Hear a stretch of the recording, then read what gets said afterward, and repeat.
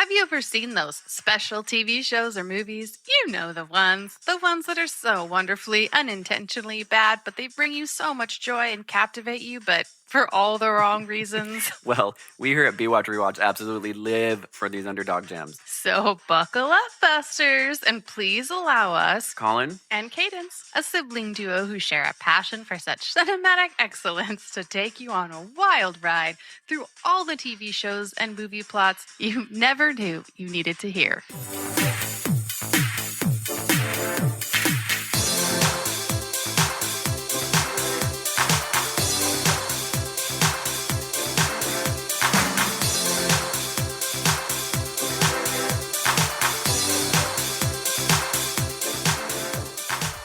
Hi guys, it's Colin. And Kaydence. Today we're bringing you a really cool episode, but actually I was just talking to Kaydence off cam, off mic, off the record. But I was like, no, wait, I want to record this because I want to hear her actual You thoughts. mean you took a break from your webcam onanisms? My webcam onanisms. Oh no, we have to tell people about what we learned about those. We'll tell you later. will. It's in a different time, different place. But I want to know where this movie came. I know that you love it. I know that I love it, but I know that you really love it.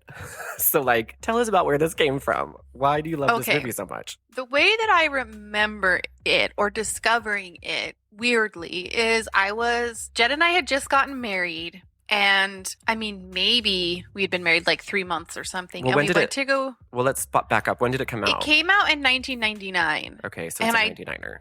It's in the 99er group. Oh, I love from 95 to 99. That's when all the best movies were made. I hadn't seen it. I knew it was a thing. I knew it had come out and it had been a pretty big movie, but I obviously didn't see it in the theaters. So anyway, we were newlyweds and we were, because I was in... I'm just kidding. Well, it was in college, you never go to movies. Yeah, they were you're poor. Freaking expensive, of course. So I knew it had come out and it'd come and gone. So anyway, we were newlyweds who had gone back to visit mom and dad. And we, of course, did not have cable like Jed and I. We were poor college students. And mom and dad had a movie channel. It was TNT or something. And it was on at their house. And it was just, nobody was watching it on purpose. It was just on. And there's this scene that we will come to, but it's this scene where Samuel L. Jackson gives this very impassioned speech. Oh, yes. The scene. I love it. I'm waiting the whole movie for that. I won't say what happens because we'll go through it. But that's where my eyeballs first saw it. I didn't even start it from the beginning. It was just that speech by Samuel L. Jackson was enough. It was so moving that you had to be I got to hear the beginning of this. And so I watched the rest of the movie. Jed and I watched the rest of the movie and we were dying. And then we waited for it because they were re-airing it. So we waited for it to start over so we could catch the first half. Oh my God. I was I'm never going to love a shark movie as much as I love She Deep really Blue does, Sea, you guys. ever. It's not even a joke. She's always talking about Deep Blue Sea. She's been wanting to do it for decades. And I was making a joke the other day about watching it, and she's like, I watched Deep Blue Sea 9 times. I just watched it. And I was like, of course you just watched it. Of course you just watched it. I mean, who doesn't self-soothe with a little LL Cool J talking to a parrot? Everyone loves a good old shark flick. Shark movie is a good, intense shark movie is all we need. All we need. And I mean, if the plot is that you can cure Alzheimer's with a shark brain protein, you're not going to lose with that. You just can't. No way. No way, Busters. Anyway, if you guys couldn't guess, we're doing Deep Blue Sea today, and we cannot get ready to get deep into the Blue Sea. I was going to jump in, and then I'm like, you know what? No, I want to see where he's going with this. You always just let me struggle. You always just leave me to struggle. Normally, I know exactly where you're ending up, and so I can help you get there. But this time, I was like, I wonder how this is going to play out. Also, let's just make a note that this is actually LL Cool J, not Ice Cube or Ice-T. I know. LL Cool J. And Samuel L. Jackson, and the guy who was in all those movies. Bill Sarsgaard. Is that his name? Mm-hmm. Not the scientist? cute one. Not the cute one. He's the older Thomas one. Jane. Thomas Jane. Thomas Jane's the shark trainer. All right. Without any more ado, let's get into it.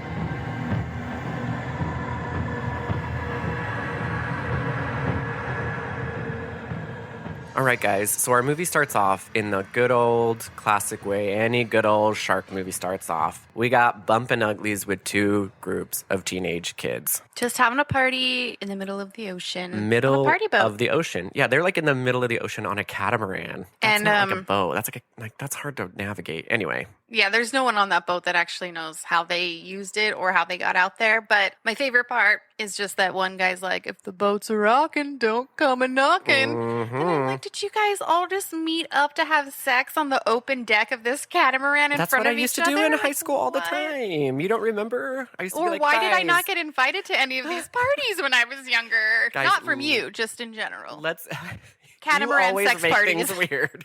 Well, because you were like, that's what I did in high school. And I was like, why didn't I get invited? And I was just clarifying. Yeah, just as a high school activity in general, not by your Yeah, brother. not into your parties. Hey guys, let's drive out to the middle of the ocean on a catamaran and just have sex with each other. That's what we always used to do. But yeah, these two couples, they're listening to a boombox. She's got her foot dangling in the water because, of course, you've got to like activate the little shark. They feel that little splash. Of course. So they sense it and they're just Shark getting, activation mode. and so it's total Jaws, you guys, basically. It's total Jaws. And without making it too complicated, that shark causes them to just freak out. And my favorite thing, though, is that they fall off the boat so stupid. Okay, in real life, what would it take you to fall off a boat? It would take like something pretty major. A big wave or like someone like pushing you or punching you. It's just one of those classic like, whoa, whoa, and they all fall off the boat. Right when you think they're about to get eaten, nope.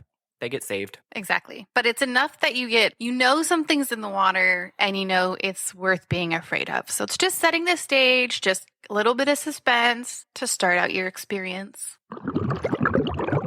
All right, guys. So after that near shark death experience, we see a helicopter land on top of a very high skyscraper. And this was before Uber helicopters, so you know this shit was expensive. Yes, the money is involved. And out of the helicopter we meet are one of our main characters, Dr. Susan McAllister. Who follows the very specific prototype of being a very smart, genius British doctor. We've had some problems at the facility.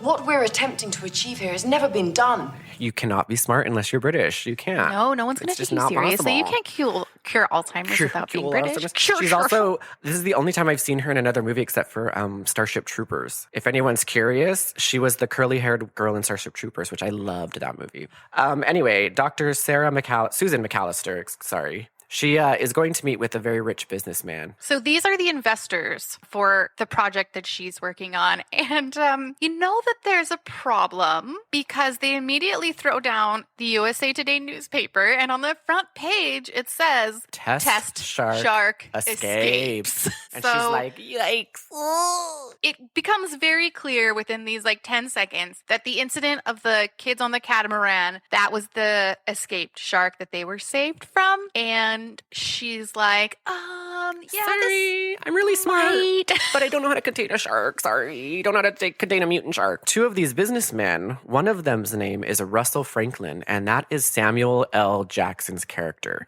Yes, and as Kaydence said in our intro, he's a big part of this whole movie and very intelligent as well. He gives some really good speeches later on. I am getting old.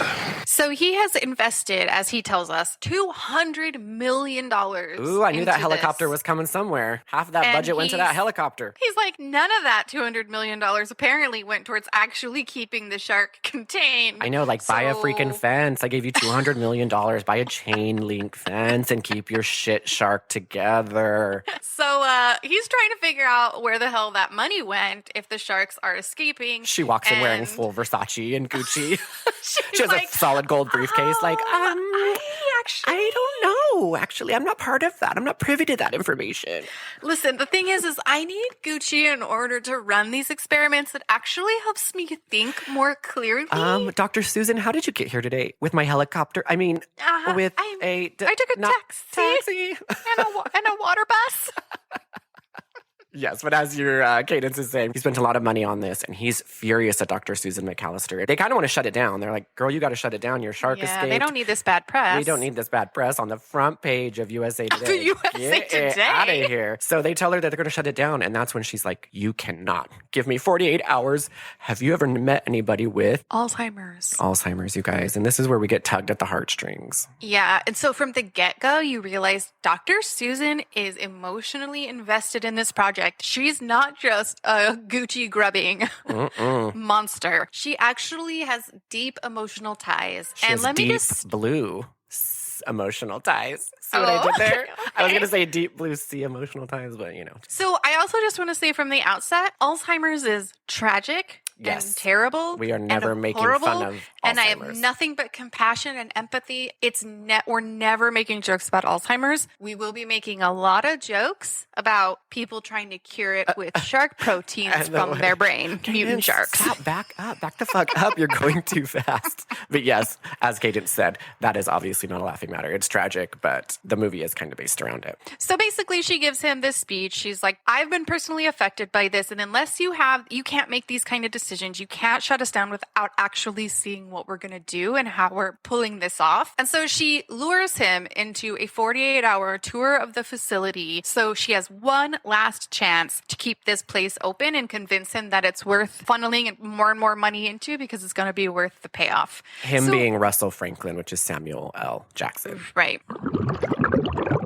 So Samuel L. Jackson is not a monster, okay? So once Dr. Susan gives him the rundown about her dad with Alzheimer's and asks for the 48 hours, he agrees to accompany her to the facility. His cold little heart is melted. They fly to the facility, and guess what? They have to fly to it because it is a man-made island. Mm-hmm. That's where a that 200 man-made mil is. island science lab in the middle of the ocean. Which is, for you guys who might have recalled in our What Makes a B movie, this was like one of our main things. There's always an island where something is going on, something awry will happen. Most likely science. Well, it's most likely, yes. Most likely science. So this is where we meet all of the characters on this island. So first we're going to meet the very experienced and very smooth Carter Blake, who is certified shark trainer extraordinaire. I like the water. Tastes good. So he is shark whisperer. He knows exactly how he swims with them. He plays with them. He's not scared of them. He's like, you guys. No fear. He's like swimming with them, and Samuel L. Jackson's freaking out. And he's like, what? Just swim with sharks? I'm not scared. Yeah, exactly. Everything's fine. I'm cool. My name's Carter Blake. Then we have Janice. She's another one of the scientists that participate in the actual laboratory experiments. Welcome to our island paradise. And then we have Dr. Jim Whitlock, who is the elder statesman of the group. Genius. He's been around a little bit longer, and he's got a little bit more experience. And he's also co-head scientist with Dr. Susan. Here's Dr. Jim Whitlock, the most brilliant man ever. He's pissing into the wind. How brilliant can he be? And then we have a guy that kind of is the comic relief. His name is Skoggs. Don't get mad at me just because you can't shoot worth a shit. Then we meet LL Cool J, which his name in the movie is Preacher, but we're going to call him LL Cool J, and we're also going to refer to Samuel L. Jackson as Samuel L. Jackson because you did not say LL character Cool J names. has a very important job. A very important job. We meet him, and he's like a chef in this boat. You know, we assume he's a chef. He's wearing a chef jacket. It's not a boat. It's a man-made shark I know. island. Oh my God, I did. I'm just so, you're right. Man-made It's shark not a island. boat. That's why the kitchen is so nice because he's got this huge ass kitchen and you get it. And he's just kind of been spending a lot of time down there by himself. Poor little guy. Because he's just like kind of talking Been to isolated himself. with that parrot And there's for this, far too long. I know there's this bird flying around that's a parrot. And I'm like, is that his parrot? We don't really know. But he kind of has this love-hate relationship where he's like, kind of I'll kill you, bird, and I'll get a cat instead. And then he dips his finger in icing and starts feeding it to the bird. And he's like, You're a nasty looking thing. oh, you nasty. And I love it. It was so funny. So we know he's been down there for a little too long. Poor guy. Oh, cool. He's got like posters of naked women, and then the parrot's head is like cut out and pasted on their Yeah, bodies. right. Or vice versa, where it's like a beautiful woman's face on a parrot body. On a parrot body. I like poor that guy. better. So anyway, we've met all the characters. That's your main point. I just want to say this part because it's important. There's a little bit of foreshadowing. And not only that, we get one of our other favorite B movie experiences, which we've talked about as well, Creature Cam. There is a creature cam from the bottom looking up at Janice and Samuel L. Jackson. And then from their perspective, they're looking down on the sharks. And she says, under the glassy surface is a world of gliding monsters Ooh, Janice. You got a little poetry brain in there. She's also just wearing a lab coat and a bikini. And she just has a briefcase like Jenna. She stole Jenna's outfit. Just kidding. She's not. She's fully dressed. But I love this wacky group of characters that we're meeting right now. And Oh, man, we're about to go on a real fun adventure. it was too quick. You jumped the gun. So we see that there are lots of people bustling around and getting on water taxis. Bustling around, my favorite thing There's to a do. reason why. There's a reason why. Storms are coming. Obviously, because you can't also be isolated on a man-made shark island in the middle of the ocean. That's not dangerous enough. You also have to have a hurricane headed your way a la JP. A freaking storm. And I would think, I'm just thinking about the structural engineers of this project. If you're going to build an island in the middle of the ocean, you probably think you're going to make it hurricane proof. So I don't think why everybody would be getting all up in arms about a little baby storm coming. I do. It's the middle of the ocean and a hurricane would be very scary. But it seems like $200 million. White Squall. Oh, I loved that movie. It was so good. So they're making everyone who's not a part of the essential crew that we've just met exit the man-made shark island in the middle of the ocean for their own safety. It's just going to be the crew that we've already introduced. And then we get a quick understanding of how the facility is set up because it will also take place partly underwater in this man-made island. So here we hear Janice explain to Samuel L. where all of his $200 million has gone. Besides the half a mile of catwalks, you bought us titanium-based fencing around all the lagoon and pens. There are 3 sublevels. Sublevel 1 is living quarters, 2, wet lab and workshops, and 3, engineering and airlocked wet entry. Welcome to Aquatica. Dr. Susan she's feeling the pressure because she has to be able to perform this procedure in front of Samuel L. Jackson during this 48-hour period. What procedure are you talking about, girl?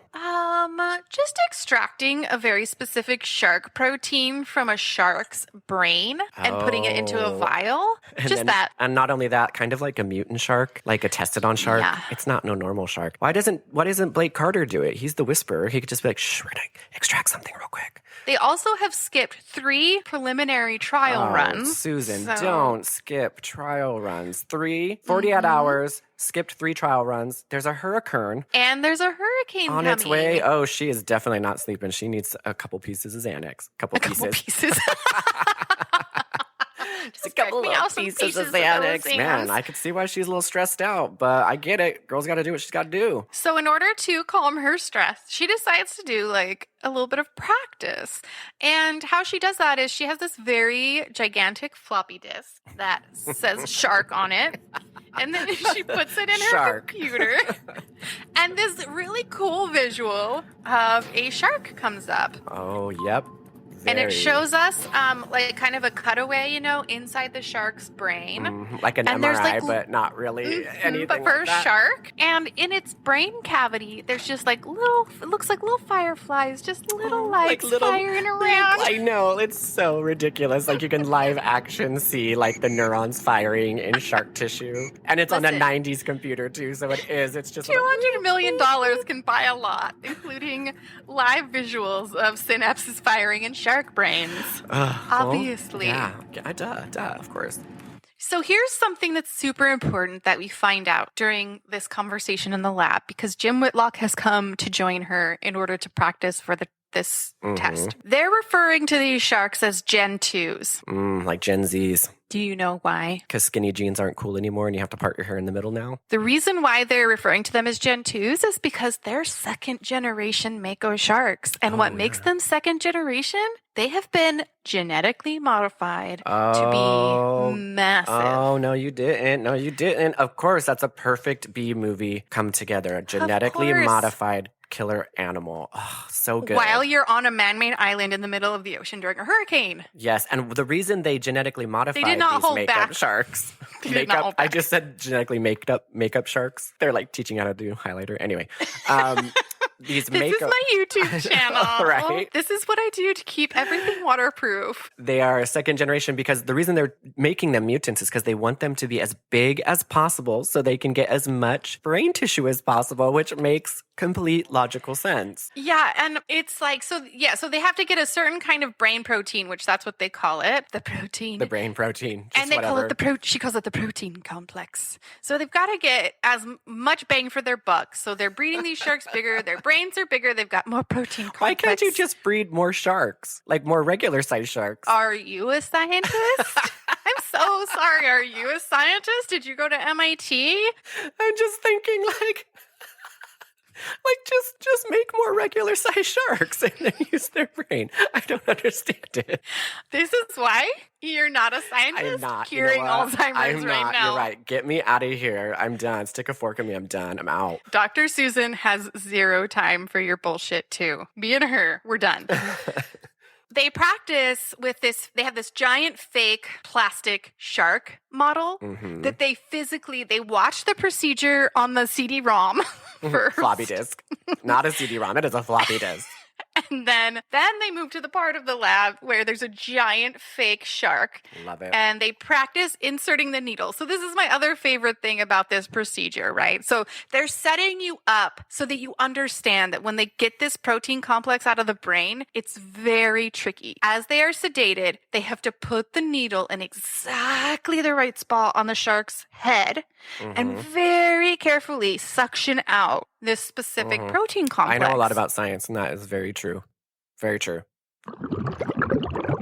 Everyone, they've had their little run through. They had their little operation game run through, you know. Their scrimmage, and they're ready to do the real thing. But again, a storm, everyone's gone. It's just the skeleton crew, but they're still going to do it because, again, Dr. Susan doesn't fuck around. She got a lot on her plate right now, okay? A lot on her plate. So they decide to do the real thing and not use a mannequin anymore, but use a real shark. The literal storm. The hurricane is headed to them. Dr. Susan. You know, you can only have so much, empathy for somebody if they're like, you're just making the wrong choices, Dr. Susan, during a hurricane, skeleton crew, and while the guy from the corporation's there to make sure you're doing it right. Yeah, you're tempting fate for sure. You're tempting fate. They send Carter Blake, the hot, beautiful shark trainer whisperer, down, and he's going to go bring his little tranquilizer gun, and he's going to shoot the sharks, and they're going to get it. So I know, I was like, and that's that. And they're going to get it. So the whole team, you can tell they're in science mode because they're all together in one room, all wearing their lab coats.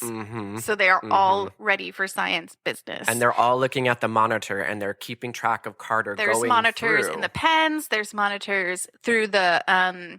There's like little catwalks underwater, so they've got those cameras going on, and in the big lagoon. So from every angle, they're watching Carter and these sharks. So he's swimming around through these little catwalks because he's going to go tranquilize one of them big old sharks. Something happens. They recognize that gun. It's impossible. Sharks do not swim backwards. They can't. Just try to stay focused, people. And everyone's around, like I said, the monitor's looking like, why them sharks doing that? They're seeming extra smart today. What's happening? And we learned a little something. Did they just recognize that gun? Yeah, they did because they're super smart. Turns out that Gen 2ers are really smart sharks. Turns out that when you make their brains bigger, they can solve problems.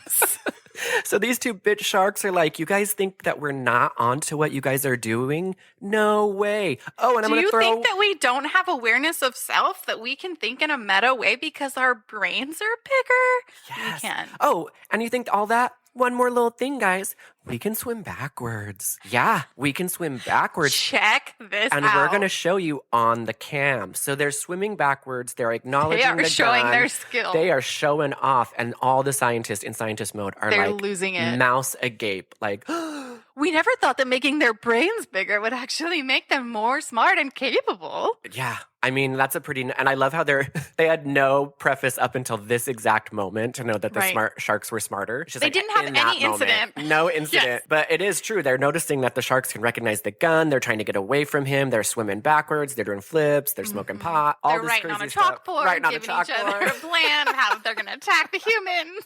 It's more thought out plan than Dr. Susan. Jesus. My favorite thing happens. So not only have they all of a sudden acquired all the knowledge and skill, they know how to shut off the cameras from each pen. So all of a sudden you see each camera, each TV that's showing an angle, like just turned to snow, like it just goes out.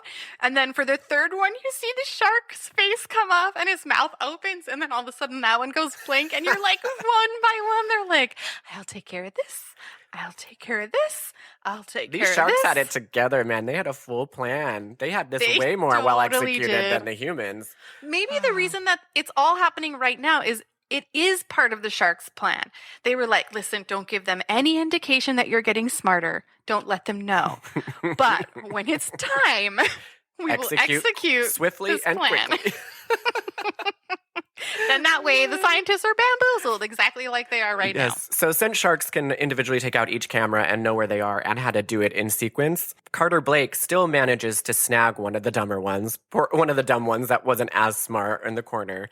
Also, though, side note, another thing they do after they shut off the cameras is shut off the entire underwater light system. Oh my God. And all the scientists are also, especially Dr. Susan, because her ego's on the line. They're all watching the monitors, and they're seeing this happen. And Samuel L's there, and he's like, is this what I'm paying for? And she feels like a straight up moron because she feels like a big old silly Billy. She had all these things set up. The dominoes were in a row. All she had to do was knock one down and get this freaking brain protein out. Little did she know the sharks were going to foil that plan. Are the sharks supposed to be swimming backwards and turning off in sequential order all of your cameras and the light system and dodging this? Like, he's got a lot of questions. He came with more questions. Yeah, because she looks like a chump. So she's feeling chumpy, but one win for Dr. Susan is that Carter Blake did snag one of the sharks. He brings him up to the facility. Obviously. It's a big O shark, you guys, obviously, because the brain needs to be really big. And this is when they're going to get that needle in the brain and do the actual extraction of the brain blarg that cures Alzheimer's. The protein complex, I think you mean? The protein complex. So they got it strapped down in this like little baby pool. It's like, that show American Dad where Klaus is in always just like half a thing of water. That's what this shark is in. It's in like half a bowl of water because it's not even going over its gills. It's just on its stomach.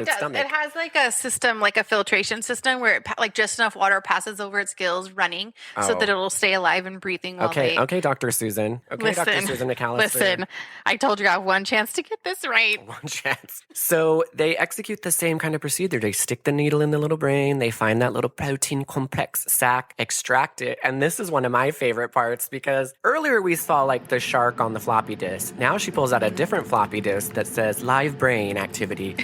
She plugs it in, and so they extract the DNA, and then they put it into the brain matter. And on their computer monitors, the brain matter's like in a little petri dish. It's like a little thing of snot on a petri dish. It looks like someone hocked a loogie, and then they put the protein powder on top of it. The protein powder. The protein powder. I know it's like whey powder. The sharks are getting hulked out. All of this is just to have more protein powder for people to work out, but they literally sprinkle it over there, and with her microscopes on the computer monitors, you see the little brain neurons firing, like little fireflies, like Kaydence said earlier, and it's like, it's working. Oh my gosh, it's working. And it's They're like, firing. They're firing. We don't even have technology like that today. You can't live action see like the neurotransmitters firing off as you like, and it happens so quickly. As soon as they sprinkle the protein complex just over it, little drops of it, and all of a sudden firing. It comes to life. But you know what? If you're trying to cure Alzheimer's in an underwater lab, this is huge freaking news. Everyone it is the best possible outcome. Such happy. They're celebrating. They're hugging. People are kissing each other. But Dr. Whitlock lights up a cigarette, for heaven's sakes. In an underwater facility? Come on, doctor. In a science lab. He lights up his cigarette, goes over to like kind of thank the shark for all that it's done. To like be like, good job, bud. Good job, pat shark. Him on the shoulder. It's like a moment, like for humanity, look what you've done. And the shark is like, psych, bitch, I'm not sleeping. I'm too smart for this. Remember how I turned off all the cameras?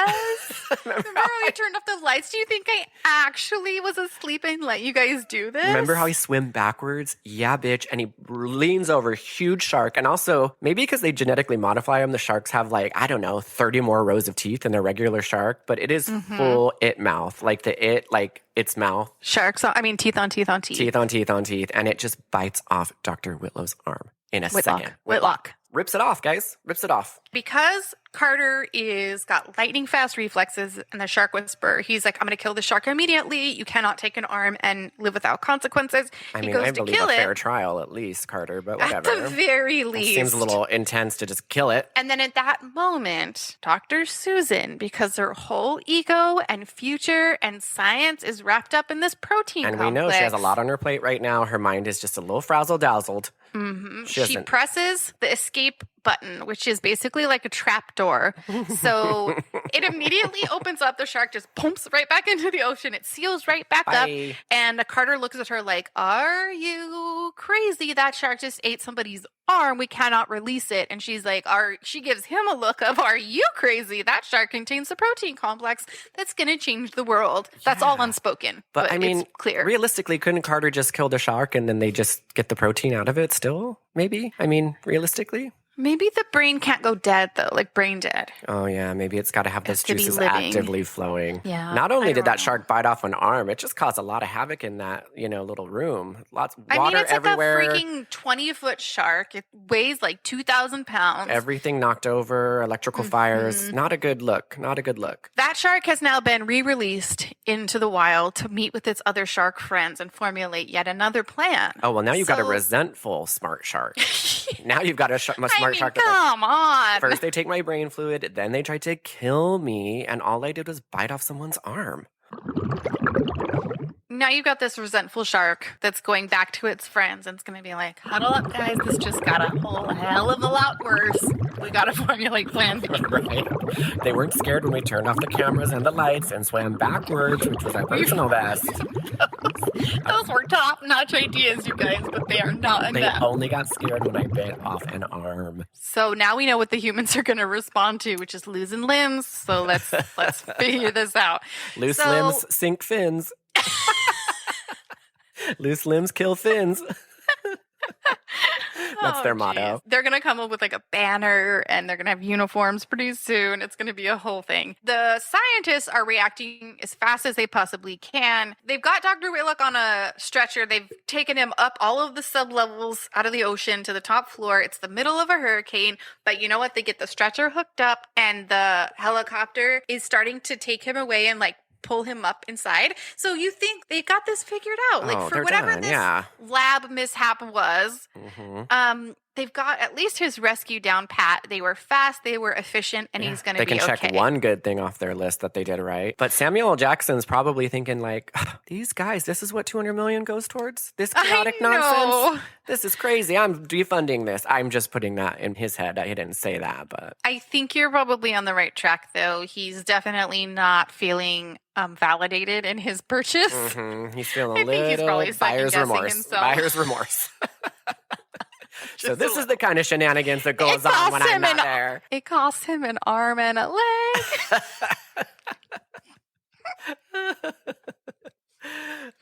He's like, well, not my arm and leg. I'm too rich, Well, but yeah. an arm and a leg, yes. So just when you think that Dr. Whitlock is going to be okay and he's going to be saved, No, The sharks? siree. The sharks are smarter than that. You guys know this. they've already assembled and they've already put it into action. They had a full game plan ready. Like, Steve, Sheila, you go here. I'm going to go get the freaking helicopter. Steve and Sheila. Steve, Sheila, I'm going to go get that's the shark names. That's what they are. And he's like, jumps out and gets the helicopter, you guys, and bites Dr. Whitlock's little Stretcher. I couldn't figure out the word. I was going to say metal bed. And they pull metal it bed. down and they pull it down and they get it underwater. Let's just set up the visual. So Yes. in the lab where everyone is, there's one whole, because it's underwater, it's sub-level as we touched on. Obs. So there's this whole basic wall that's like thick glass that allows them, imagine like, it looks like a movie screen except for it's glass, but it allows them to see Like and an watch the aquarium window, if ocean. you've ever been to an aquarium. Oh yeah, aquarium's probably a way better and more efficient way to describe. Get this. It's like a movie screen that goes to the sides and it's big, but instead of a screen with movies playing, it's glass. And then behind that glass is water that you can see through. So you can like see, it's like a see-through movie screen. Or just like an aquarium. Shut up, I'm really like an nervous. aquarium. I've only got one shot for deep blue sea work and I'm all frazzled. I feel the pressure. Me and Dr. Susan are in the same Because we're in boat. the same okay. boat. Or Metal Island in the middle of the sea. So they think Dr. Whitlock is gone. They're all thinking he's safe. So they go down and convene in this aquarium room, and they're just looking, talking. through this aquarium window, and all of a sudden they see Steve, the shark, pull up to the window with Dr. Whitlock in his mouth, facing forward on his stretcher. So yeah, he's in the stretcher, tied down, and he's like, "Arr, arr." And the shark's got him in his mouth, just like taunting him in front of this aquarium window. And they're like, holy shit. But then guess what the shark does? And then he slams him.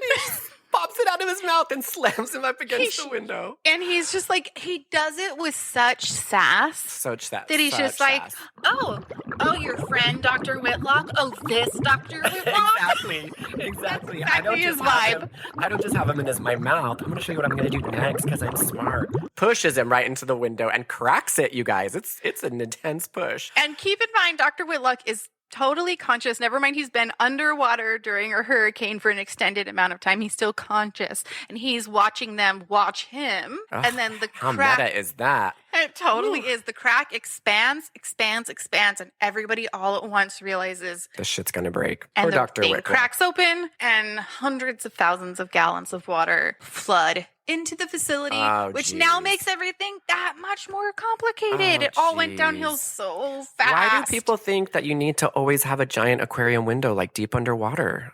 Like, I don't get it. And if you do have it, like, put it in its own thing way far away so that if it breaks, nothing happens. It's not going to ruin the lab. Yeah, right. I mean, They put come it on You've got $200 million worth of equipment. Right? Ugh, it just doesn't make any sense. And Dr. Whitlock, man, could you imagine? He's probably like, damn, I knew these sharks were smart. His last thoughts, he's looking at the team, he's like, fuck. I don't have an arm. I don't have an arm, and these sharks I knew we should not smart. have skipped those 3 preliminary trials. That's his last thought. He's eyeballing Dr. Susan. See what happened? See what happened? You insisted on skipping those 3 preliminary trials, and now I'm freaking on a stretcher underwater about to break this glass. Cool. And this damn shark is slamming me into the glass, squishing my little face, and I'm really pissed right now. Are you happy now? So they don't know yet that the surface is on fire because the helicopter has been pulled down because of the sharks stealing the stretcher with Dr. Whitlock on it. So they just sort of like a little ball of yarn. They just sort of like pull that helicopter right on down, and it hits the facility, thus creating an explosion. So it's like the top is on fire, the bottom's underwater, and how the hell are they going to get out of it? This is a predicament. So eventually the crew, they decide that the best way to get out of this little predicament is to go all the way to the bottom floor. Go to the bottom to get to the top. That's what they say. Go to the bottom, get to the top. The only way out is through. Because at the very bottom, there is a submarine that they can all get in, and then they can make their little sneaky escape. But I'm thinking, like, you got giant genetically engineered sharks that literally pulled down a helicopter. You think you're going to make it out with your little submarine? I don't know. I think that's just ridiculous. But whatever. I mean, at every turn, these scientists are making me question how and why they're scientists. I know, like, who right? put them in charge of this facility? So the whole group is kind of trying to figure out how to get down. But we do have LL Cool J, who is just stuck in the kitchen. I don't know. They really treat him like shit because no one gave him the memo to get out, you guys. He's down in the kitchen. He's making his muffin. He was there. He's talking to his bird that we still don't know where it came from or why he has this attachment to this bird because he literally just calls it bird and then yells at it. So I don't know. For all of his creativity as a chef, he lacks creativity with pet names. He literally is just like bird. And so he's like... Also, can we just talk about how with the oncoming hurricane, they cut everybody down to the skeleton crew, but somehow the personal chef is like a necessary part of a very basic They skeleton need their crew hors making d'oeuvres. elaborate cakes. They need hors d'oeuvres and they need cupcakes for when things get real crazy with the hurricane. I know that's true. Like, honestly, he calms them down in the middle of the hurricane. the whole show, he has not interacted with anybody because he wasn't even up there during her birthday party when they surprised her at the top. Like, he's just been stuck down there this whole time with his bird. With Bird. So now he's like knowing something's wrong. So he's trying to get out and he's He's knowing something's wrong, calling his whole kitchen is flooded. I mean, he should have known something was wrong way before he did realize something was wrong. But yes, his whole kitchen's He's like flooding. wading through waist deep ocean water. He's like, I have a feeling something's wrong. Something doesn't seem right here. My cakes. He's just dying to get cakes. So yeah, they're they're trying to figure out how to get out of the maze of underwater tunnels. And my favorite part is at one point they think they're safe in a room, and then the door opens and it's a shark. So they escape. Yep, you heard it right. The door just like opens. Just the shark has now mastered the art of opening these giant doors. So the long story short is like they escape the shark, open the door, but afterwards they're reconvening in another space. And Samuel L. Jackson's like, Is that a goddamn shark broke through that door? I expect so. You expect so? Huh. Well. Am I the only asshole down here who thinks that a tad bit odd? It can do that? Bust through a steel door? I ain't the expert, but I'd say given Gen 2's size and some room to move, she could put a couple tons, maybe more, into a hit. So yeah, in my opinion, she wants through, she's coming. and Janice pipes in. She's like, does anybody else think that's a little weird? And I'm like, Janice, a shark opened a steel door underwater. Yeah, Janice. Everybody thinks it's weird. Why would you not think that was weird, you dumb bitch? A shark just pulled down a helicopter and used our friend as a battering ram to break in. And now you're going to ask. Opened a door. And it's like my favorite part too is it's kind of like banging on the door, like bing, bing, bing, bing. Like, I'm going to get you. I'm going to get you before I figure this out. He's just building suspense. I mean, they're that smart. Like, not only do they feel like vengeance and anger, they're like, oh, we can also create suspense. They're stuck. We also create a lot of it in suspense. Oh my God. So yes, they are trying to figure out but this is where we learn something really, really intense, you guys. Oh, because Susan McAllister finally tells them the truth. Their brains weren't large enough to harvest sufficient amounts of the protein complex. So we violated the Harvard Compact. Jim and I used gene therapies to increase their brain mass. Larger brain means more protein. As a side effect, the sharks got smarter. But they didn't know that. So only Dr. Whitlock and Susan McAllister knew that they had been doing that. Never mind, they're all scientists who study sharks day in, day out, and you would think that they'd be like, these sharks are bigger than these sharks are they're a supposed little to be. bigger. These Gen 2s are literally swimming backwards and taking out cams and opening doors. I know you would think, right, Blake, you'd be like, I've trained sharks a lot, and these guys were really good. They were writing their ABCs on the chalkboard. They were going and fetching me goods, finding buried treasure. Like Fetching me goods. Well, I was thinking he trained him to go fetch whatever he's at the bottom of the sea. Fetching me goods makes me laugh because it could be anything. Goods could be anything. But guess what, guys? They can't be mad at her. They cannot be mad at Susan McAllister because she was doing it for brains everywhere. Alzheimer's. And you can't be mad at her for genetically modifying huge Gen 2 sharks so that she could get that specific brain fluid to help with Alzheimer's. So everyone's kind of like, you dope. You big dope. Look at what you got us into now because of your brain engineering. So they're all trying to figure out what's the next way? What can we do? And they're still going down, got to go down to get up. So they're trying to come up with a plan, and they're thinking maybe if we detonate some explosives, we can seal off a certain compartment. And Carter Blake goes, Exactly how many sticks of dynamite would you have to set off in your ears before your head cleared? Oh, shit.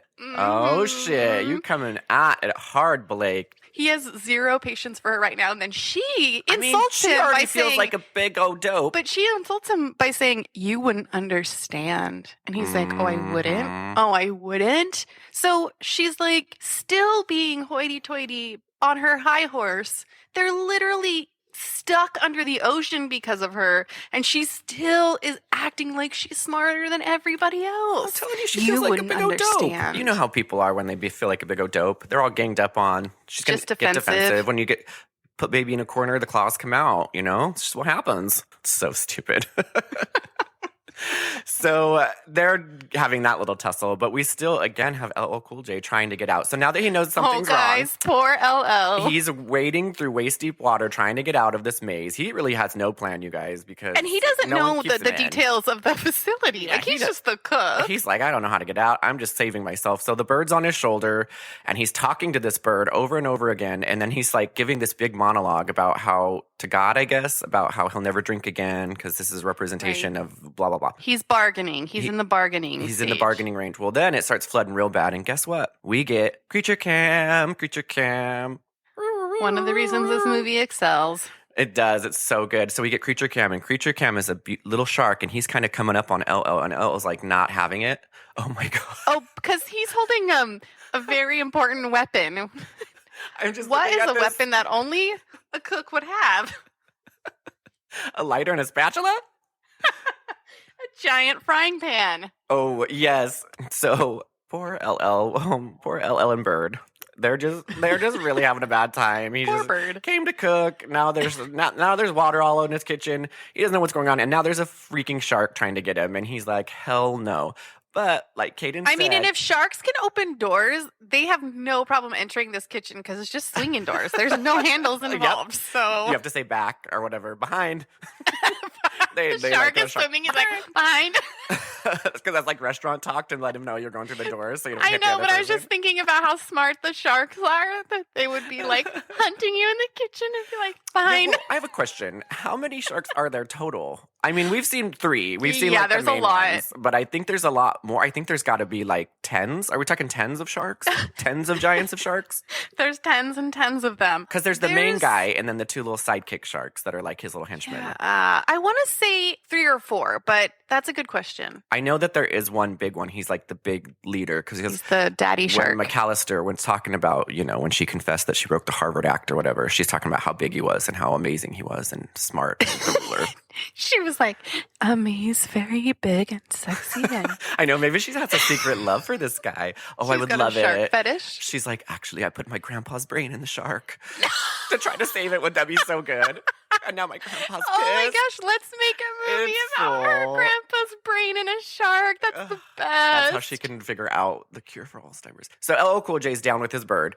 This shark is full creature camming him, and he sees it. So he runs into a room, and like Kaydence said, he's a cook, so obviously he has a frying pan. And he's gonna try to kill this shark with the frying pan. LL. I mean, if you're put in that situation, what else are you gonna do, though, I guess mean, you're you've just trying only to stay got what alive. you got. Only got what you got. So LL Cool J's bird, his beloved bird, flies away into the other room, and the shark literally jumps out and just plucks Bird out of the air and swallows him whole. Bird! Bird. Oh, LL Cool J's thoughts exactly. He's furious that shark ate Bird. And so he all of a sudden devises a plan. Okay. That sounded like a children's book. Shark ate bird. bird. He's so mad that he decides that he is going to actually literally risk his life to get vengeance on the shark. To avenge Bird, okay? You guys, this is crazy this movie is. So he finds a lighter He's gonna from go his... head to head with the shark to avenge Bird. to avenge Bird's death because for some reason it doesn't ever explain, but he's got this weird fucking connection to this bird. So he's like, you know what? I'm gonna go down. I'm gonna Maybe go down. his grandpa's brain is in that bird. I know something's going on. We need to get a backstory where Bird came into it too. And I think of all places, like you're gonna keep a bird in an underwater facility. I don't know. I don't think it's right to keep birds. I don't think it is to keep birds as pets. Right, it is inhumane, especially They need to fly free, you birds guys. that are wild. They need to fly free. They have freaking wings. Let them fly. Unless you're at a big room where they could fly, but I digress. But not underground. But not underground. So he decides that he's going to get his creme brulee lighter because I don't know if we mentioned he is a cook. Like 10 times. Have we mentioned that? And somehow he finds like an oxygen tank or something on the wall. I don't know. It's a perfect little combination of things. And he's smart enough to throw the oxygen tank to where it breaks and also throw his lighter at the exact same time. And guess what? Who's right under there waiting? Because he's got one of those kitchen torches, that you make to flambe the top of stuff. And so it's got a nice, good flame on it. And then he finds something combustible. Mm-hmm. And he makes it work. And that's what I'm saying. Like, buddy, you're risking your life for a bird. Like, try to get The out. bird's already gone. The bird's already gone. Just try to get Right, out. may he Just rest try in to survive peace. because you know you're going to create an explosion. So what is going through your head? You know what? Anger, because the bird's dead. Duh. I get it. He's not thinking He's right. not His thinking head's all clearly. clouded. So anyway, he does this. How like- many sticks of dynamite would it take to clear It doesn't take his any head? dynamite. It takes an oxygen tank and a creme brulee lighter. And he blows up this shark, totally dead. And he dives under the water as soon as the explosion happens. And so he narrowly escapes. Right. So don't underestimate The the cook. cook by any stretch of the imagination. So far, he's already winning compared to the group of scientists. He's already a one ahead. Yeah, he is. It's like 5 people in a group of scientists that are doing way worse than LL Cool J. So that brings us back to them. They finally go down to the bottom. Gotta go to the bottom, get to the top. And they're getting their wetsuits on because they're going to take those subs right to the top. But guess what? Another freaking argument breaks out because someone finds a maintenance ladder to the top. And so now the question is, Skogs. Not just anyone. Skogs, Our friend I know. Skogs. Skogs, you guys From forgot about MIT. Skog. He's like, I'm taking this maintenance ladder. I don't care. And they're like, no, you're going to risk dying, blah, blah, blah. You're going to ruin the facility. Right. We don't really know the reason why they're against it. So now they kind of have to fight amongst themselves. So they've got a very delicate like pressure situation. They cannot let any more air pressure into the room because it'll cause flooding at even the slightest differential. And so if he takes that, it's going to flood everybody else. There's just no way that you can keep the facility from flooding. That's the worst idea you could possibly have. I thought you went to MIT, but I think sounds like Kaydence went to MIT for underwater facility building training. Sounds like you know exactly these kind of situations. You have a blueprint in front of you. You're full thinking about the entire layout and like what would happen because I don't think anybody said that. I don't think that was brought up once. Just take my word for it. I've seen this movie so many times. She just loves underwater facility buildings and the pressure that happens when you open certain doors or when you close certain doors or when you let the water in at certain times. It's really fascinating to her. It's a very specific calculation, okay? I get it. And I take it incredibly seriously. Oh, so does Skogs because he wants to get out of there. I think my excuse for Skogs, because he is a super smart dude, right? He's part of this team. He's been to MIT.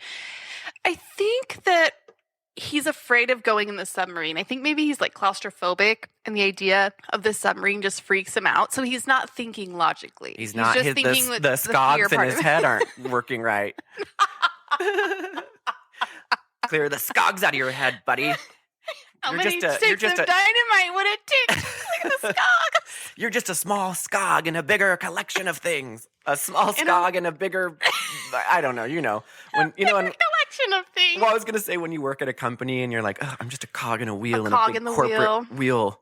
I was a cog for a while, you guys, but I wasn't a we Skog. all have been cogs or have to be cogs at some point. But I agree with you. I think he's just like a little scared to get in it because it's a tiny little baby submarine, and he just saw, I don't know, people get ripped apart by sharks and hurricanes and floods and them open doors. So I think he's a little like on the fence about this. I'm not going in the water. Come on, you don't have. No way, man! The sharks are in there. So you guys, they're just fighting amongst themselves. They just don't know what to do. Go down. The go pressure's up. building. Metaphorically. Literally and literally. figuratively. So what do you do when everyone's fighting? What's going to happen? What could possibly unify everybody as a team that's thinking on the same Samuel L. page? Jackson Exactly. giving a speech. Samuel L. Jackson giving a speech. So we have Samuel L. Jackson. He's kind of hiding away in the back shadows right now as everybody fights. And then he kind of peeps around the corner, and he's like, guys. And then he gives this speech that doesn't really make any sense. I mean, we get to learn a little bit more about Samuel L. Jackson. We learn that he's not just a rich venture capitalist investor. He's also an adventurer, and he's been all over the world in so many life-threatening situations. So this whole time you're thinking like, oh, the rich dude, like he's probably scared and he's in the corner. Like he's so used to being in a business suit in an office. Like this is just too much for his corporate little Skog. heart. Corporate Skog in the bigger collection of things. And the bigger collection of other Skogs. So anyway, you learn, no, he's actually not uncomfortable at all. In fact, he's quite comfortable. In fact, he's been in lots of life or death situations, and we're going to hear about him. So he decides he's going to share with the team First off, they're like, what other situation could be worse than this, Samuel L.? And he's like, oh, let me tell you, bitches. Oh, I'm sorry. Are you doubting? Are you sorry? Are you doubting? Are you sorry? Are you sorry I am here? Sorry? You're welcome. He's like, girl, you shouldn't talk to her at a party. We need to go up to get down. Put yourself in their shoes. Walk 10 miles. If you want to get in these sharks' head, you need to understand. These sharks' heads, you need to understand the sharks. No, he gives a speech about how he was in an avalanche. Because we're all thinking, like, what's worse than this, Samuel? Right. And then you hear the story about this avalanche, and it is pretty riveting. That's enough now from all of you. You think water's fast? You should see ice. It moves like it has a mind. Like it knows it killed the world once. It got a taste for murder. When the avalanche came, it took us a week to climb out. And somewhere, we lost hope. Now, I don't know exactly when we turned on each other. I just know that 7 of us survived the slide, and only 5 made it out. Now, we took an oath that I'm breaking now. Swore that we said it was the snow that killed the other 2. But it wasn't. Nature can be lethal, but it doesn't hold a candle to man. Now, you've seen how bad things can get and how quick they can get that way. Well, they can get a whole lot worse. So we're not going to fight anymore. We're going to pull together and we're going to find a way to get out of here. What do you guys think happens?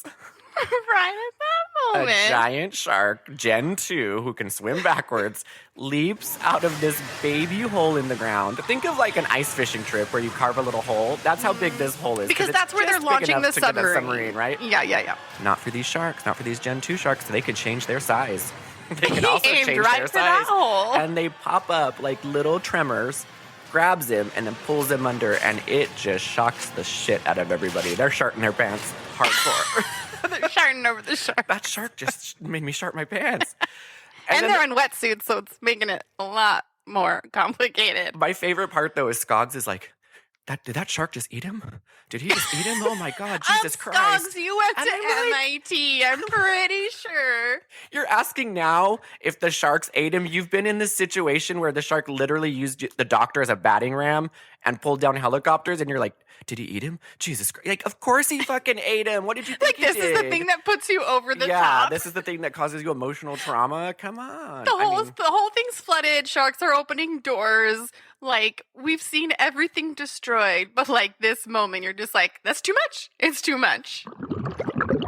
Since Sam-El is dead, they can't go down anymore. They can't go down to go up. They just have to go up. On his last great adventure. His last great adventure. Not really. It wasn't really so much a great adventure. Just kind of traumatizing. But they all decide, like, obviously we can't go down anymore. There's giant sharks. LL Cool J's or Samuel L. Jackson's pulled apart. We got to go up this maintenance ladder. But Kaydence knows the pressure. The pressure. She knows the pressure that their team is under. He's like, the pressure differential, it's too much. We gotta release it. So they're all climbing up, and obviously because of the pressure, the water chamber starts filling with water from the bottom. And guess what? At the top, there's a big giant fire because that plane crashed, or the helicopter crashed, and the whole damn facility is on fire from the top. So because they knew they were like making the bet, right? Like if they open the chamber that's airtight, it's going to change everything. So they know they're taking the risk of like having to make it up the ladder before it floods. And time is not on their side, my friends. It's not. So they are climbing. They see the top's on fire. That shit, we can't get up top. We can't go down because it's filling with water. So we're going to go in the little middle section of this facility. But guess what, guys? We get a little creature cam and we have to say bye to Janice. Bye, Jan. Oh, bye, Jan. She didn't climb fast enough and it was kind of unceremonious, but bitch got eaten. Listen, I literally just said it was a race against the clock. They had to get up that ladder before it flooded. She did not take that race seriously. She did not take that fucking race seriously. Janice. She was lollygagging. Did not even try. Get your race shoes on and climb that damn ladder as fast as you can. But she really didn't. She kind of was like going at a slow, leisurely pace. Like, oh, this water's sucking me up and the fire on top. But we'll all make it in the middle. I know physics. This water is just sucking me right up. So I think she got distracted because at this point they realize, I mean, they haven't haven't seen anything on the top because they've been waiting around in flooded facilities. So they don't know that the helicopters caused this giant explosion on the surface. So she's like freaked out because she's like, oh, geez, we thought we were going to be able to escape. And look at this fire on top. Where are we going? Into the mouth of hell? By the fire. The flames. The flames took over. And that shark got her. So they all freak out and they get in the middle facility. And this is where they meet up with our favorite LL Cool J, but no longer Bird, R.I.P. Bird. Bird. There's no real explanation how LL Cool J got out of that situation in which he blew up everything. So we just assume that he knows what he's doing. Okay? Do not underestimate his skills. We just know what he's doing. He's got life skills. He's been to the school of hard knocks. So they all meet up and they're kind of like, now they, this middle facility, nothing's wrong with it. There's no water in it and there's no fire. It's like little Goldilocks status here, okay? It's because they've sealed it off. Like once they got in, they sealed it off so it's watertight. The race now is, how do we get from here to the top without drowning? Or burning. When we unseal it, it's game on. So they're all reconvening. LL's given his story about Bird. Everyone's crying. It's really sad. But now... It's like Janice literally just died, and they're like, nobody cares. Bird. They're all talking, oh, Bird's dead. But now, guys, what the fuck do? They can't go up because it's on fire. They can't go down because it's flooded with sharks. Like, they have to figure out something to do. So they come up with this ingenious plan to, I'll give you one hint, has to do with explosives. Because everything and every time, that's just a solution for everything, is to somehow use explosions. Explosives. And the explosion will create a suction vacuum that will empty the stairwell and hopefully put out the fire and allow them to get up. Oh, so who's the expert in underwater physics now, huh? Who's got the blueprints now, huh? I see the fascination behind it now. I'm just fully studying it so much. So they decide that Skoggs and Carter Blake are going to be the ones that go down and kind of start this explosion. Right, they got to detonate it, man. But guess what? They have to swim in water, you guys. And what the fuck do you think's in the water? This is a risk. It's a catch-22. It's a catch-22. We're damned if we do, we're damned if we don't. So they go in the water. I love in movies when people just are underwater doing like the most difficult exerting to do. So much energy, and they're just looking like, oh, I'm holding my breath, and it's like 5 minutes. That is this scene, you guys. They swim down. They're moving furniture. Wait. Pause. You forgot something really super important. Oh, yeah. Well, that's how I learned that's why I know my physics of the tubes now. I listened to that speech and now I know because I did leave something very important out. Your physics of the tube. Skoggs, because he's so smart. By the way, he didn't go to MIT. He went to Caltech. That was my bad. He has to build the detonator / bomb to drain the tube. And he's working with LL on this. They're having just like a boys chat. And in this moment, remember how we said don't underestimate LL? He's been to the school of hard knocks. Mm-hmm. This is what I mean. Because in this moment, he explains Einstein's theory of relativity to Skoggs by saying, Einstein's theory of relativity. Grab hold of a hot pan, a second can seem like an hour. Put your hands on a hot woman, an hour can seem like a second. It's all relative. And Skoggs is blown away. Oh, he's like, so blown away. I went to 4 years at Caltech, and that's the best description of the theory of relativity I have ever heard. You did it. You nailed it. Good. You win. He just is instant respect. And so do I. And that's how I learned about physics right there. Right. That really, it was this. You learned it real fast. That's all you needed. Back to Carter and Skoggs. Well, later after that physics speech, that's when they go underwater. They take their chances. They're exerting all this energy, moving furniture, opening things, turning off lights. And then my favorite part is they finally do the thing that they're they need to do. They're doing that game when you sit on the bottom of the pool and have a tea party. Right, they are. They're doing that because my favorite part is they finish what it is, and Carter Blake turns around to Skoggs and he's like, gives him a thumbs up, and they're like cheersing underwater, but nope. Right before you know it. They pull out champagne glasses. They are, and I'm like, ding. Swim to the surface. Nope, Skoggs gets eaten up by a damn shark. It swims up murky behind him. And freaking waste your time giving each other the thumbs up if the mission is not complete yet. Go to the surface, then gives each other thumbs up and the happy faces. So, R.I.P. Skoggs. Caltech couldn't save you from this one. All right, guys, so Skoggs is off the list. The sharks are doing exactly what they set out to do and picking them off one by one. You know, they're all going to their to-do list, just checking. Like, just checking off each one. They're like, hey, got him down to 3 now. Done. They did accomplish their task in the sense that they were able to create this little explosion that sucked out the water, blah, blah, blah. I mean, Skoggs did risk his life, and he gave his life for the team, but they got it done. So meanwhile, while Skoggs is down there risking his life to save Susan McAllister, guess what she's going to do? She's going to sneak off to go get that floppy disk that's labeled brain. Shark brain tumor stuff. And Colin, you wouldn't understand. I wouldn't understand. And so we're like, it's just always about research with you, Susan. It's always about your research. But she runs into a predicament with a shark in her wheelhouse. But she's so smart because she's British, okay? Obviously. She gets the floppy disk and decides that the only way that she's going to get out of this situation is by electrocuting the shark that's stalking her. So she strips down. And I know that when I wear wetsuits, I always wear lacy underwear. Underneath them. Underneath. Duh, yeah. Always. So she has to get into her underwear because she's standing on her wetsuit that the electric shock won't get to her. And she electrocutes the shit out of one of her Gen 2 sharks. It's like, she probably is like, I don't want to do this, babe. I hope this isn't Grandpa. Bye, Grandpa. So she narrowly escapes. And so now she meets back up with LL Cool J. She meets up with Blake Carter. And Goggins is dead. Carter She finds Blake. it out. You always say that Carter backwards. Blake. Yeah, I do. But also the sharks have been checking the names off their list, but the humans at this point have also checked a couple names off the list because one's been blown up by LL and now one's been electrocuted by Dr. McAllister. So they're whittling each other's numbers down. It's all a game of wits. It's all a game of wits at this point. Who's the smarter tally one? marks. So the three of them, LL Cool J, Susan McAllister, Carter Blake, it's time for them to get out.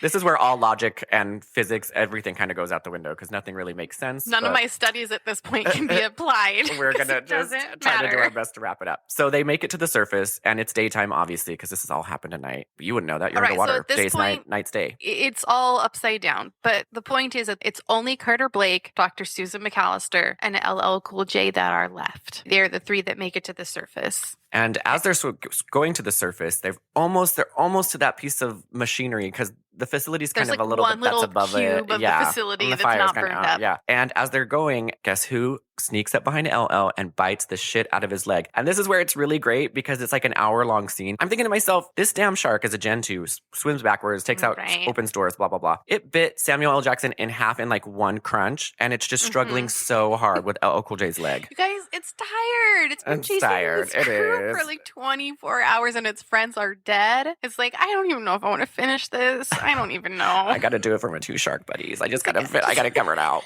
It's like half-hearted. Like, I guess I'll bite his leg. So he's like just biting it, and LL Cool J's like screaming, and it's very reminiscent of Jaws. But LL Cool J, because he's a survivor, he gets his cross necklace, stabs that shark in the eyes, and he makes it out. And I love it because there's a scene where the shark's like bit his leg. There's blood everywhere. He stabs it in the eye, and then it swims away, and then he's perfectly able to use his legs, which makes total sense. After a giant Gen 2 shark bites her leg, squats. No way, buddy. So he gets up, and they start bandaging his leg, but now they're going to be stuck on this little facility top, and this crazy giant Gen 2 shark is stalking them. Yeah, it's like they're out exposed in the sun. They're on this like block of concrete. That's all that's left of the facility. You're just so nervous about their skin. They have zero sunscreen, full exposure to the sun. The rays in will my mind, that's going to dehydrate them faster. It's going to make them sick, and they're not going to last as long. I'm sorry, they don't have any access to like drinkable water. They're like, how the hell are we going to get out of here? They can see this Gen 2 just circling around them. I mean, it's your worst nightmare. It's so your worst scary. nightmare. It's so scary. So then Susan McAllister, being British and smart and loving these sharks, she has an idea. I'm going to go swim out, cut myself because blood attracts the sharks. Never mind that LL Cool J's leg has just been ripped off. She says, Maybe the smartest animal in the world, but she's still just an animal. Oh, that's an impactful. right? Impactful. So she's going to lure her with blood, but I'm like, there was no blood in the water when that shark jumped out for Samuel L. Jackson. You think these are regular sharks? They do not give a fuck about your blood, girl. They do not know care. your circulatory system inside and out, and they know that if they just bite you, there's plenty of blood to come. I know LL Cool J's legs just got practically ripped off. There is blood everywhere, girl. Everywhere. But you do this. But her plan is to lure the shark and then put an oxygen tank in the shark's mouth, and then they're going to try to shoot that tank and kill the shark. And now that you say sometimes when you say these movies out loud, it just doesn't make any fucking sense. Like, what did we watch? What were we watching? Carter in the 90s? has lugged like what are those called? A fire. Not a bayonet. A what? What? Harpoon, like a harpoon gun. That's what I'm saying. Yeah, because he's a Carter harpoon Blake, gun dude. all the way to the surface. He's a wrangler, dude. He's a southern wrangler. He gets it. He's a shark wrangler. So he lugs it to the surface, and she goes out and cuts herself. And guess what? It kind of worked, because as it comes up to get her, she's able to shove that oxygen tank in its mouth. And they're like, we got this. We got this. And they're shouting at her, like, get out of the water. But does Susan McAllister listen to anybody but Susan McAllister? Absolutely not. So she doesn't go fast enough. And right as Carter jumps in to save her. Sorry, Suze. Look, you snooze, you lose, Suze. You snooze, you lose. That shark just got her. Oh, gobbled her up, you guys. Grandpa Shark came and got her. So we say a moment of silence for Susan McAllister. Got gobbled up by the one thing that she loved. Grandpa Shark. Sorry, Susan. You snoozing, you losing. So now Carter is pissed. He's like, you just ate this girl that I was going to get fresh with after we got out of here. He wanted to get fresh with her so bad. So he all of a sudden becomes a ninja underwater and is able to dodge this shark. And because he's a shark did you wrangler, just say all of a sudden became a ninja?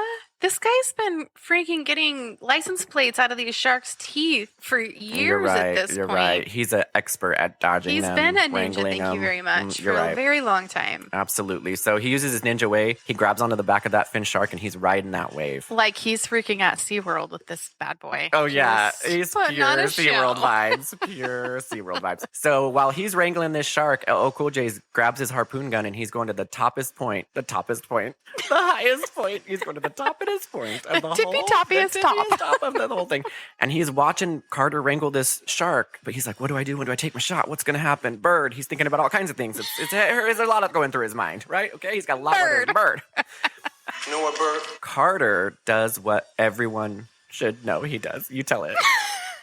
I was waiting for you to tell because I've been talking this whole time. Carter should do what everyone knows he does. Yeah, because he can ride this shark and he's just a smooth operator underwater. He's able to physically put this canister into the shark's mouth, basically making them he's making him an explosive, like a living, swimming explosive, obviously. A hard time with that, yeah. Just kind of get that one out. I was trying to figure out the best way to describe it, and then I was like, he just makes some shark bomb. Well, because everybody knows that when you put an oxygen tank in a shark's mouth, they keep it there for a while. They love oxygen tanks. It's like candy to them. So he's a shark wrangler. He knows that. It's like candy corn. Duh, they're gonna just sit there, and they're not gonna crunch it or anything. They're gonna politely just sit it in their mouth. They're not gonna crunch it. They're not gonna crunch it. They're not gonna crunch it. They're not gonna spit it out. Everybody knows that they politely keep it in their mouth for an extended period of time. So that's exactly in their brains. They're just like, don't crunch it. I'm a maniac shark that's killed 20 people, but don't crunch the oxygen tank. And so LL Cool J's got his eye on the prize, shoots that harpoon, and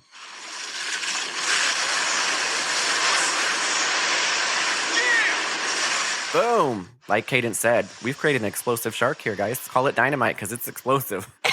Oh, how much dynamite did they need to clear that shark's head? None at all. Just one oxygen tank. And it blows the shit that is the insult out of that keeps on shark. giving. It really does. It's so good. They beat the sharks. It's just LL Cool J and Carter. They're the only two ones that lived. It really gives you the impression that Susan McAllister and Carter are going to survive because there's this romantic tension and maybe they'll survive and be together. But you know what? This movie excels at so many things. And doing the unexpected is the number one thing it excels at. Just when you think it's going to go right, it goes left. She was so entranced in her work that she just lost her life to it. She had to pay the ultimate price. She had fucked up nature so badly. The only thing she could do to make herself right with the universe is to sacrifice herself. Well, she didn't really sacrifice herself. She didn't quite make it to the end. I'm saying... Oh, when she went out there to cut herself, she knew what she was getting into. Poetically. Yeah, okay. Because she dies. To make it right with the world. The in universe. Movies, energetically balance everything out. It bites her and she's just screaming, I should have never done for this fucking project. I fucking hate you guys. She's just letting it all out right before she dies. The most unpoetic death. They're like, oh, Jesus, Susan. I regret everything. So yeah, Cool J and Carter, they're left. The sharks blowed up and they're just kind of sitting there breathing deep because they're all scratched up. And in the distance, they see a boat. Scratched up. They're all scratched up. It's been a really tough ride. I want to say that they made this really weird, really racist thing for LL Cool J to say at the end. He's like, take me back to the ghetto. I wish I was back in the ghetto. And I'm like, can we not, please? With Bird. Wish I was back in the ghetto with Bird, just sitting there doing our bird things, just hanging out, talking to each other, having a good old laugh. But you missed what I said. Montage of all of his moments with Bird. They should have done that. They should have. Just flashbacks of them cooking, eating frosting. Oh, you got a nasty tongue, Bird. You guys might have missed it because Kaydence was, talking over me, but there's a boat in the distance. They see a boat coming up, so they get saved. That's the end. They totally get saved. They got scratched up, but they got rescued. They got scratched up, but they got rescued. And then they got snatched up. Scratched up, snatched up, and rescued. Oh boy, do they have a story to tell to those people on that boat. Wow, they're in for a wild ride. Nobody else went out there the whole night to see if anybody was there. Like, no rescue crews. It was a hurricane. Oh, that's true. Duh, the hurricane. I keep forgetting about that sneaky hurricane. The only reason this is coming now is because the hurricane's over. And it's You're totally safe. right. You're totally right. Jeez. They're like, well, all those people are dead. Do you think the storytellers did not think of all angles? All angles. Because they did. Well, guys, thanks for tuning into Deep Blue Sea. We'll be Deep Blue seeing you later. Oh, I like that. You did a good job. I hope you guys enjoyed one of my absolute favorites. And carry it with you in your heart, like memories of Bird. Bird. Bye, guys. Bye.